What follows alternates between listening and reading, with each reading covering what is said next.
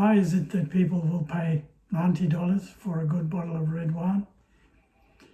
Yet if you try and put the price up of a bottle of beer by 10% to make it $6 because of the cost of raw materials increases, they look at you as if you're mad. I've tried to put across the passion and effort that goes into that bottle of beer, and it's every bit as involved, if not more so, than producing a good bottle of red wine. A small comparison of the process might help you to realise this. The vineyard is probably where the quality of the wine begins. Here we have soil preparation, which includes fertilizers, irrigation, poles and wire, then planting. This is followed by at least 4 years of nurturing the vines, and only then can you produce a decent red wine.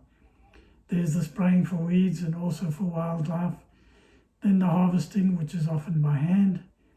One needs to remember that the person tending the vineyard has a farmer's passion, and that each vine is handled personally during its growth, and that in a normal vineyard there are generally around 2,000 vines per hectare.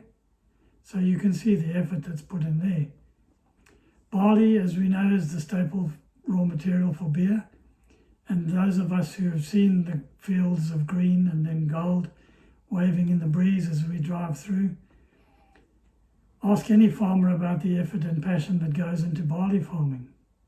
Compare that with maize farming, which is far more productive and easier, as the maize produced today is far more disease resistant, far less climate dependent than barley, and also you have a guaranteed sale for your maize, because this is all predetermined in terms of price, and there are buyers all the time. Whereas barley, your sale is dependent on the maltster, who is in turn dependent on the brewer, who, as we all know, is the fussiest of all buyers. Check out the white bread test. And remember that barley is only really used for beer. There's no other use for it commercially. To get back to winemaking, average costs, grapes are about $3,000 a tonne. Last year, $6,500, but this is harvest dependent, which works out at about $4 a bottle. The bottle is about $5, the cork about $2, the label about $2, the capsule over the cork 50 cents, 50 cents for the box per bottle, and your process costs, which include storage, cooling, labour, are much equivalent to the same as beer. The cost that shocked me was the wooden barrel. That's about $1,000 per oak barrel, 225 litres, and you can only use it 3 times. By then, all the oak essence is gone. That works out about $1.25 a bottle. So your average cost is about $26 a bottle for good red wine.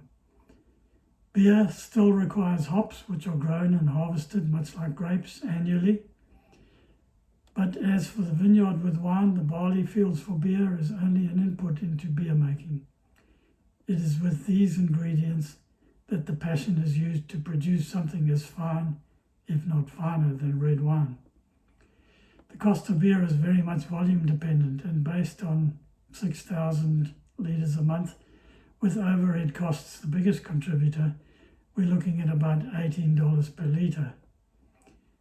These costs are brewery dependent, obviously, and the passionate brewer will only be able to produce small volumes of exquisite beer at high cost. This is the craft brewer, compared with mass-produced, where the low cost is taken for granted. So when comparing grapes with barley, rather than apples with apples, a good red wine costs around $25 a bottle, 750 ml. A good boutique beer costs around $18 per 750 ml. The wine retails at about $90, the beer $25 for the 750 ml. Such is life, but is this fair? Anyway, this is good news for the beer drinker, if not so for the brewer.